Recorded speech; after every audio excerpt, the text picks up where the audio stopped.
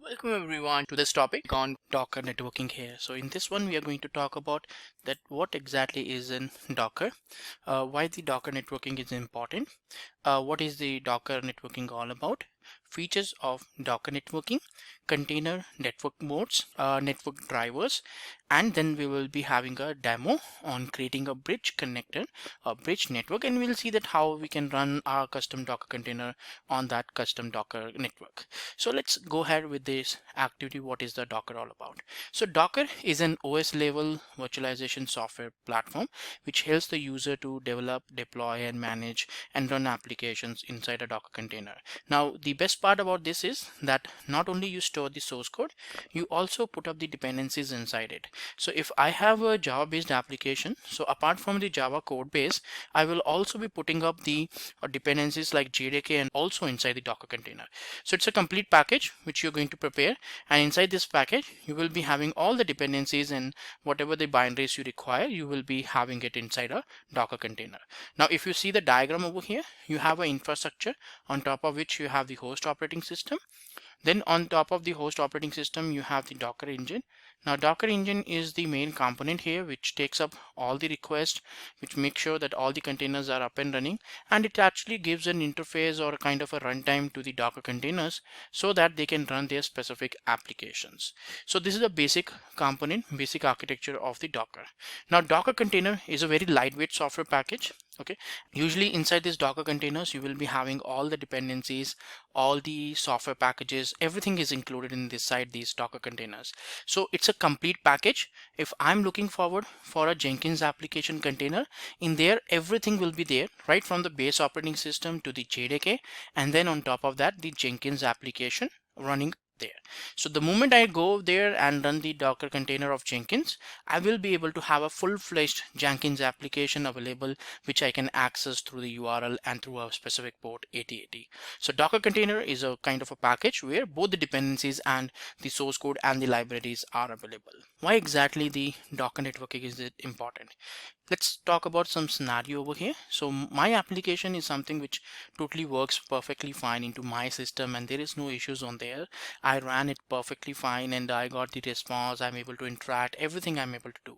But the same application does not works on the other person's system. Now what could be the issue? Because it's working on one machine and it's not working on another machine.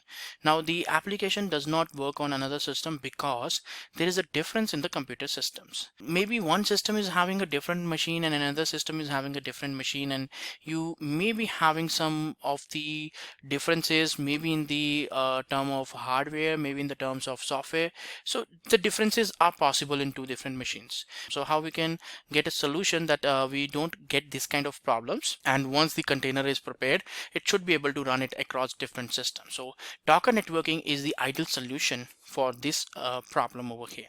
With Docker networking, the application works totally fine, and it's something which can work on any system. You don't have any dependency that it will run only on a specific machine or a particular system.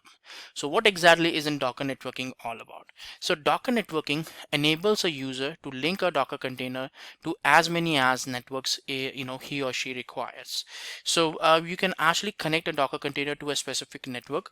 The Docker networks are used to provide complete isolation to the Docker containers. So you can have it like, okay, I want to run some couple of containers in a different network and another containers I want to run it into a different networks. So you can do that isolations, and the whole purpose of doing that isolation is so that we will be able to have a proper networking and proper executions and all that stuff. So Docker networking is a very important concept when we talk about or when we come up with the interaction or having the Docker containers isolated. So it resolves most of the problems. Okay, so you can have like multiple containers in running in same network. You can have different particular networks also there. So a specific network have its own attributes, and then you can use those attributes to connect to that containers and to access that containers. But the whole idea is that the containers are something which is specifically running in a set of servers or in a set of platform. So whenever I'm trying to look forward to that particular container, it has to be there into a network. If you don't run it into your custom network, then whatever the default network present, it will be hosted in that network there. So how does the Docker networking actually works? So you got a Docker file. So using the Docker file, you got a custom Docker image, and from this Docker image, you have to actually go there and put up like the Docker container. So you can also store this Docker image to the Docker Hub so that the same Docker image can be shared across different users, and they can also pull down their Docker image and they can have the container running in their systems. So for the collaborating the Docker image, you require the Docker Hub, and the container is the ultimate thing or object which we need to create out of the Docker image. When we go with the particular process, when the whole process goes on over there, so what happens that the instead of the Docker Hub, you can use your own private repositories also. That's something which totally relies onto you, that how exactly those things works on. So a Docker file creates a Docker image using the build command. A Docker image contains all the project source code, all the dependencies. Using this Docker image, you can actually run the source code in order to get a Docker container. The moment you initialize or run an instance of Docker image, you will be able to get a Docker container. You can actually use the Docker Hub for collaborating or for sharing the Docker image. So you can store the Docker image on Docker Hub, and then different people can actually go ahead and download or pull this Docker image onto their system, and they can also run their specific containers. So what are the different advantages we get with the Docker networking? Very first one is the rapid deployment, portability, better efficiency, faster configuration, scalability, and the security over here. So these are some of the advantages which we get when we talk about the Docker networking here. Now let's talk about the container network model here. So what is the network model we are looking forward from the containers perspective? Now this is a kind of a architecture here. Now in this one, let's see that how it actually works on. Now you have a Docker engine, which is a main component which takes up all the things, and all the important components are actually integrated with each other. Now the network sandbox is the one in which you will be having your container running up and running. Now every network is having its own attributes, the particular different gateway IPs, the IP addresses, the range of IP address, the CIDR blocks, also everything can be different for two different networks. So the whole point is that you will be defining, okay, if you don't define that I want to run this particular container into a specific network, then definitely that's going to run into a default network which gets created the moment you do the installation of Docker. But anyhow, any network is required for running a Docker container. So there are different network drivers which is available there. So if you feel that you want to create a network, so you have to choose a particular networking or the connectivity over there, and it really helps us to understand that how the configurations and how the different modifications and those changes can be really done here.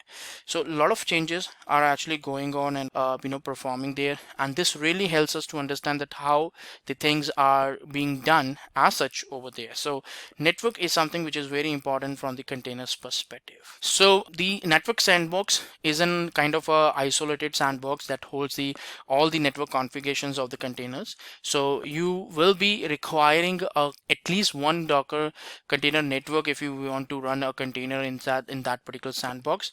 So sandbox is created when a user requests to generate an endpoint on the network. So that's where the sandbox gets created. It can have several endpoints in a network as it represents a container's network configurations like IP address, MAC address, DNS name. So every container will be having its own unique IP address, right? So that can be a particular endpoint to connect to that container, and it can have it like different endpoints and different networks. So that's always the possibilities which is available there. Now the endpoints establishes the connectivity for the container services with other services also. So the moment you work on the particular endpoints, so that can be used for having, okay, there is a service running in a container, so how you can do that. So in order to connect that, you require these endpoints so that you can establish the connectivity with the container services, whatever running inside these Docker containers. Right now, the network is something which provides the specific underlining network attributes, like the networking support to the Docker containers, because these network sandbox boxes will definitely have a requirement of the network. So how you're going to get that you will be only able to get when you go, okay, I will be looking forward for the connectivity, and I can go for the communications, and I can give the hardware, because although it's a OS level virtualization, but still you require some interaction with the hardware from the networking perspective. And then Docker engine is the base engine which is installed on the host machine, and it's actually the main component which makes sure that the Docker containers and the corresponding Docker services are always up and running. And the using the network drivers, you can actually create multiple networks onto your system, and you can have those configurations. Now, the network architecture is something which helps us to provide the connectivity among the endpoints that probably belongs to the same network, and it's something which is a kind of isolated network. So different networks can be isolated networks, and we can have the endpoints to them. So there are different ways in which we can establish the connectivity, and this is a complete network architecture which is there. So you have a network drivers, you have the networks, you have the network sandboxes in which internally the Docker containers are running, and then these network sandboxes are having their respective endpoints there to access them to establish the connectivity. Now let's talk about the network drivers. Now there are 5 type of network drivers which is available. First one is the bridge, host, none, overlay, and Mac VLAN. So these are the different particular network drivers which is available over here. First one is a bridge. It's a private default network created on the host. If you go there, if you go to the installation of a Docker, this is the default driver which gets installed onto the system, onto the host. The containers linked to this network will have an internal IP address through which they can actually communicate with each other. On the same machine also, you can establish the connectivity. You can connect to the containers using that private IP address, but outside the server you will not be able to have the communication, but internally you can connect to the containers, and containers can also interact with each other. They can also communicate with each other with this one. The Docker daemon creates the Docker 0. So if you run the IP config or if config on the system, you will be able to see a Docker 0 kind of a Ethernet bridge network which is created, using which you can see that, okay, this is the network which is created by default. It's a default installation or default configuration which automatically happens the moment you set up a Docker instance. So you don't have to go into the configurations or in the setup of there. It will be already available on that particular installation mode there. And the next one is the host one. So it's a public network. So when we go with the public network, it's actually uses the host IP address and a TCP port in order to interact with the service running inside the Docker container. So if you are looking forward that I want to reach out or I want to connect to the container, but I want to use an IP address which can be accessible from outside world, probably some other server should be able to resolve that. In that situation, the host network driver comes into the picture. So it effectively disables the network isolation between the Docker host and the Docker containers, which means that using this driver, a user can actually run multiple containers. It's not possible for the user to run multiple containers on the same host because of the fact that you are using the host IP address. Now, when we were talking about the bridge connection, at that moment of time, we were getting the private IP addresses, which was totally isolated and totally unique. So there were actually, if you create using the bridge connection multiple containers, so you will see that if there are 5-3 containers, everyone will be having a different private IP address. But the moment you go for the host one, so in that situation, the IP address is not going to change. So you get some restrictions, okay, because the combination is of IP address and port. So IP address and 8080 can happen only once. It cannot happen multiple times. So that's a limitation, that you cannot run multiple containers on the same host due to this restriction. And next one is the none. So in this network driver, the Docker containers will neither have any access to the external network, or it will not be able to communicate with the other containers also. total isolation and total private containers are being done when we use this driver. So if these options are usually used when you want to disable. So this is not doing nothing but disabling the total networking functionality for a specific container. That's what is happening over here. Next one is the overlay. So this one is utilized for creating an internal private network to the Docker nodes in the Docker Swarm cluster. So overlay does not comes up in case of a standalone Docker installation. The moment you go with the particular Docker Swarm cluster, at that moment of time the overlay type of network is created. So Docker Swarm is an orchestration tool, so that requires a overlay kind of driver which can help them to achieve the networking in case of cluster, because in case of Docker Swarm you have a master node, manager node, worker nodes, different machines are there. So in that situation, overlay is the main component, or is the main type of driver which is used. And then we have the MAC VLAN, so it simplifies the communication processes between the containers. This network assigns a MAC address to the Docker containers.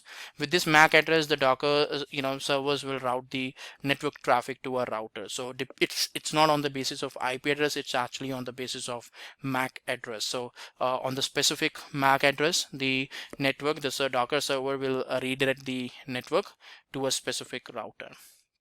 Right, it's usable when a user wants to directly connect the containers to the physical network rather than the Docker host. So that's where this communication works on. So it's a direct connectivity between the host network and the Docker container. So there is no virtualization which is happening over here. So it's something which is giving a direct access to the networks, but it's definitely on the basis of MAC address on which the communication is happening. Now let's talk about the networking implementation, and we'll see that how we can go for a particular bridge network implementation there. So let's go back to the virtual machine. So I am connected to a particular system here, so I can check that if the Docker is available to me, and I can just run the Docker version. So it says that okay, the client and the server component both is available there. Now we are going to see that what are the different containers which is what are the different Docker containers network which is available there. So I'm going to run a command called docker network ls. Now the moment you do it, over here you will see that none, host and bridge, these are the different containers network which is available there. And you can see their network IDs, the names, the drivers. The drivers is also very important because that's what we are going to use here. So it's a very good one here. So the default one, you can see that the bridge is available, and it's a default one whenever you create any container. By default, whether you give the container attribute or not, it's something which gets created into the terms or in the basis of the container only, in the default network only. So how we can get that? We can always get that part by having the understanding that what network we are using. So I'm going to run a couple of containers or small container, and we can see that how exactly the containers can be executed and can be done over there. Right, so let's see. So I'm going to run a command, docker run -d it -name alpine1 alpine image is what I am going to use, and sh. So it pulls down the Alpine image. That's what it happened, and the same thing I'm going to run, but this time I'm going to run Alpine 2 because I want to create two containers. Right, so with this one, what will happen, that I will be having two containers available here. So I can say like docker ps, so I can see that two containers are running. One is the Alpine and one is the Alpine 2. Right, so now what happens, that we will see that how the connectivity happens and what are the network details. So what I'm going to do is that first of all I'm going to do an inspect over there onto the bridge connectivity so that I can get the detailed information. So this is the name of the particular ones of the network. So this is the network which is available, and this is the default one. So if I scroll up, you can see that this is the name of the bridge connectivity, and even if you run the docker network ls, so you will be able to see that the ID also. So ID also, if you compare, so E65, that's the one which is available. Now this one is something which is using a driver called Bridge, and here you can see the subnet information. Now if you scroll down, you can see that 2 containers are available here. So I did not provide any kind of network details, but definitely what happens that the 2 containers which I deployed are basically running inside this network. Okay, and you can see that the bridge name Docker 0 is the internet network which gets created, which during the installation of Docker gets configured.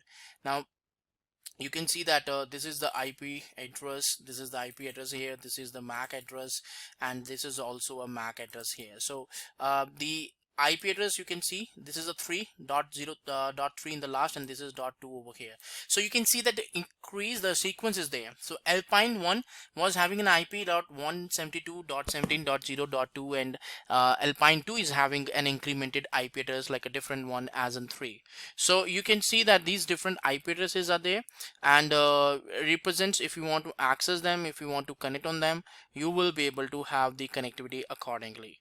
So even if you go inside these containers, you can actually see that what exactly the connectivity you want to establish or the connectivity you want to perform here. Right, so this is the way that how the network usually works, and the networks bridge you are using over here is the bridge ones, which definitely helps us to understand that how the configurations can be done. Now, so what we are going to do over here is that we will try to see that how exactly we can go ahead and we can connect on there, and we can also see that if we are able to communicate with each other, because probably if I run like ping command over here, and I'll put the containers like 2, and I'm able to reach out. There is no problem in reaching out to these IPs because these are the private IP addresses, and I will be able to reach out to them without any problem and without any concerns. So from the current connectivity perspective, there is no problem as such, and I have a connection available over here. But let's see, we'll go back to the containers. We'll see that how exactly we can talk about, we can reach out the one container with each other. So I want to connect Alpine 1 with Alpine 2, so how we can do that? So I'm going to use like Docker Alpine 1. Okay, now I got a terminal. So what I can do is that I can go for the IP address show. So with this one, what will happen that I will be able to know the IP address. So .2 is the one which is available over here. Okay, so this is the IP address. Now I can simply do the small ping command. So I can say like ping google.com, so that will show me that if I have an internet connectivity. So that is great. So I got a connectivity with the internet over there, so I will be able to reach out any websites or any kind of that order. Now I have another IP. So .3 is, remember we were using the different IP, so I can actually do a ping also here. So ping -c5 request will put, and 3 will do here. Now we are trying to reach out to the Alpine 2 over there. So although we are connecting to the Alpine 1, but we have the connectivity with Alpine 2 also. So from Alpine 1, you can connect to the Alpine 2 containers.